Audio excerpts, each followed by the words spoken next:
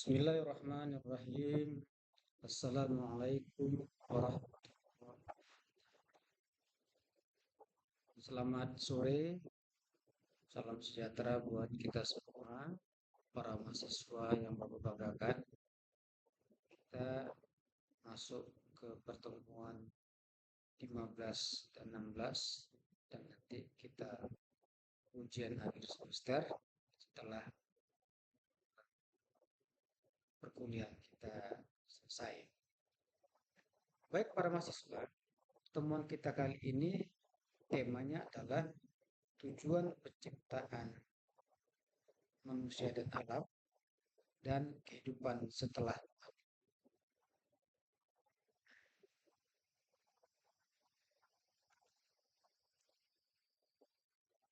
Sebuah pertanyaan yang menarik ya, yang paling dasar adalah mengapa manusia dan alam semesta diciptakan untuk apa? Ya, dan apakah kehidupan hanya rangkaian peristiwa biologis yang berakhir dengan kematian, ataukah memiliki tujuan yang lebih dalam? Metafisika ketuhanan memandang keberadaan manusia bukan kebetulan, bukan kebetulan Tuhan ciptakan ya tapi secara secara cermat sudah memiliki tujuan dan rencana dan hikmah. Kehidupan dunia adalah fase sementara dalam perjalanan eksistensi. Seperti seorang dalam perjalanan singgah sebentar ya, dan saya itu akan melanjutkan perjalanan. Dan posisi manusia itu seperti itu, hanya singgah sebentar karena kita belum sampai ke tujuan.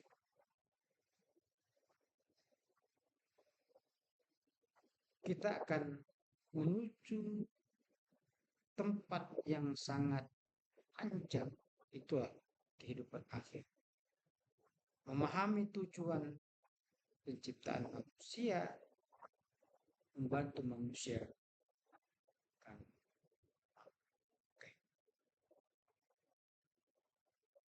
Para mahasiswa yang dipakai, coba kita lihat ya, fase-fase perjalanan eksistensi manusia. Yang pertama adalah ya, sebetulnya ada alam rahim atau alam hawa, tapi di sini dimulai dengan dunia. Di dunia inilah manusia mendapat kehidupan. Di alam rahim belum ada kehidupan. Ya. Seperti manusia di alam jagat raya. Jadi disinilah kehidupan. Disinilah manusia menentukan kehidupan akhir, kehidupan akhir hayat. Apakah ya manusia itu akhirnya ditempatkan di tempat yang baik di alam akhirat nanti, atau di tempat yang di dunia ini merupakan ladang atau ikhtiar manusia untuk menuju ditentukan di. Jadi artinya dunia itu bukan tidak penting, malah sangat penting. Karena di dunia inilah bahkan ladang buatan amal kebajikan manusia. Di dunia ini perlu ujian. Kita diuji, bukan mudah. Diuji dengan godaan-godaan yang menyilaukan, yang menyesatkan, yang melupakan kita dengan Tuhan. Di dunia ini juga manusia itu disesatkan. Sesat hidupnya di dunia. Gagal dekat dia dengan Tuhan di dunia. Pasti dia gagal dekat dengan dia. Dengan dunia ini, disinilah tempat manusia lolos dari ujian itu atau selamat dia dari ujian. Dunia lah menentukan akhirat. Jadi kalau ada anggapan ini hanya dunia, keliru. Dunia itu sangat penting kita. Setelah di dunia kita masuk ke fase namanya kematian. Ya setiap yang bernyawa itu pasti mati. Kematian itu menjadi gerbang peralihan antara di dunia dan di akhir. Jadi kematian itu bahasanya bukan akhir segala, tapi awal segala. Dia merupakan gerbang peralihan ya, antara masuk ke alam. Para mahasiswa, kalau manusia mati, yang mati itu adalah jasad, ruhnya tidak mati. Ruhnya itu masih, ruhnya itu tinggal di sebuah alam yang disebut dengan alam barzah. Bukan alam kubur, tapi alam barzah. Apa itu alam barzah? Alam antara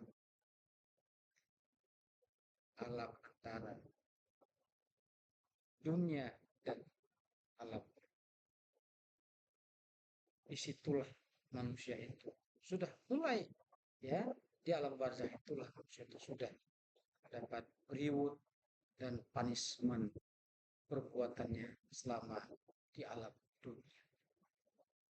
Di fase dunia itu nanti awal di alam barzah itu sudah dapat kenikmatan akhirat dan siksaan akhirat itu masih di alam barzah.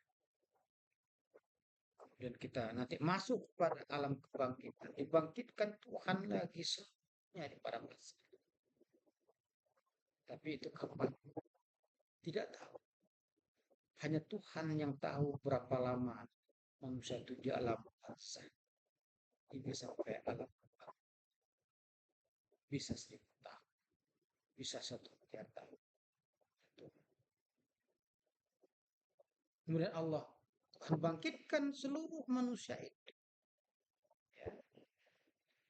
Bagi Tuhan tentu sangat mudah mengembalikan jasad manusia atau badan manusia, di mana badan manusia itu dikembalikan dalam keadaan walaupun dia mati di usia 100 tahun, ketika nanti dibangkitkan di padang mahsyar, dia akan kembali dalam keadaan usia muda. Ada mengatakan usia sekitaran 25 tahun.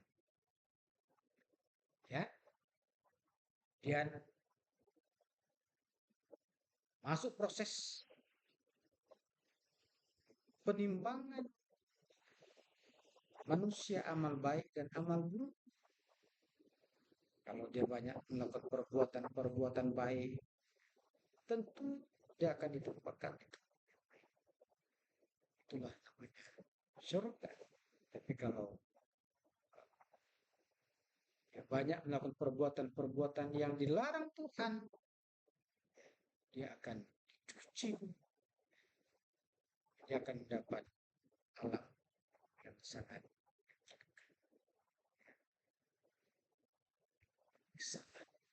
itulah siksa. Berapa orang berada di alam akhirat, di alam surga dan neraka itu hanya Tuhan yang bisa tahu berapa lama di alam akhirat. Para mahasiswa ya, Sekarang kita masuk pada hakikat penciptaan dalam metafisika ketuhanan memandang bahwa seluruh alam semesta diciptakan dengan tujuan. Tidak ada satu yang itu secara sia-sia atau tanpa. Semuanya dah, semua jamaah apa yang dibuat Tuhan itu ada tujuan dan bisa jadi kita menganggapkan itu sesuatu yang buruk, tapi Tuhan